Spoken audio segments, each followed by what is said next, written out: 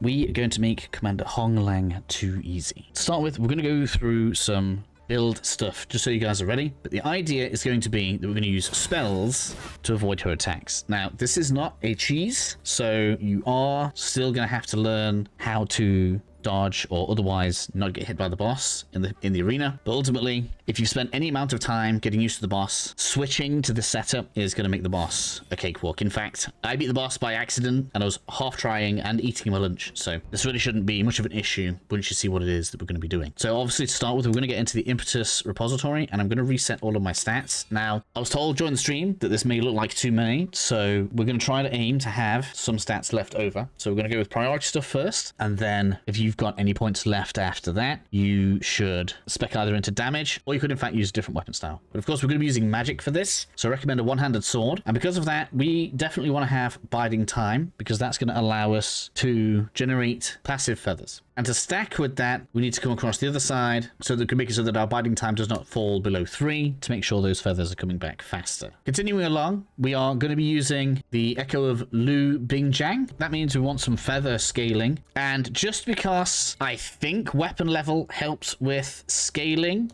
we're going to go ahead and we're going to max out a weapon right here. We don't really need to come any further across. If you have spare points at the end, this is where you can get yourself some extra damage, getting these big nodes right here. But we don't actually need to worry about it too much because we're going to get magic damage from the other side anyway. So continuing along, we already have the increased feather generation. Now we want to come along a bit more and we want to get echo spells cost 1 less to cast. And this should also by now have included the alacrity, which means when we are casting that spell, we are actually in an evasive state so we don't get hit, which is why this is so good. And it's at this point that realistically we want to pump damage, and I think it's better for us to come across further to the left and take out this large set of nodes right here, because that way we get a little bit more Skyborn call, so we have maximum capacity on the feathers and a little bit of health and endurance. And ultimately, that is the setup that you need. For my practice run, I actually didn't even set any benedictions in the weapon that I'm using, so let's take some recommendations here. So we could have been tougher with some reduced damage from Skyborn Might gain. We could do increased stamina recovery, because we're getting lots of Skyborn Might as well.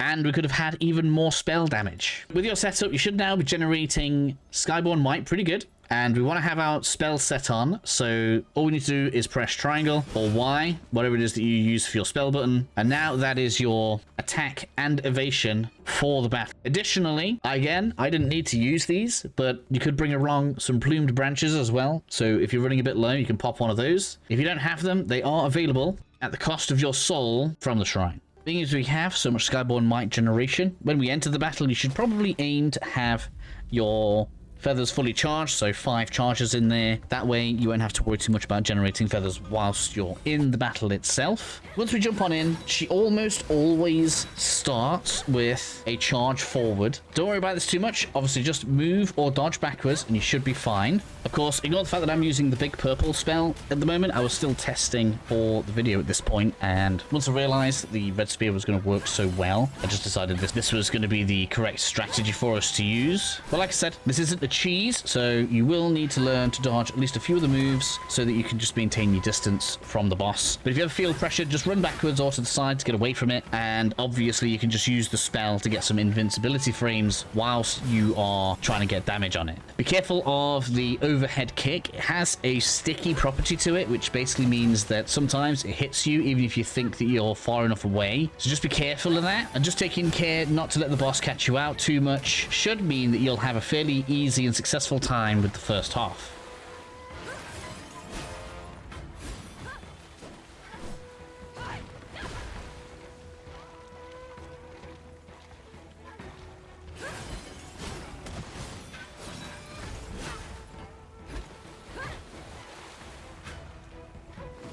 It's also probably a good idea to try to keep 2 feathers in reserve. That way, if the boss charges at you, you always have a panic button so that you can just exit the fight and keep your distance from the boss so you can keep the feathers charging. The fight actually gets easier for us in this way once we reach the second phase, because now the boss is going to start firing off fairly well telegraphed ranged moves. And because these are so easy to dodge, we basically dodge into them, and that's going to regenerate our feathers faster, meaning that we are able to fire off spells faster. So that just eases off some of the pressure in the fight and should mean that you'll have a pretty good time with it.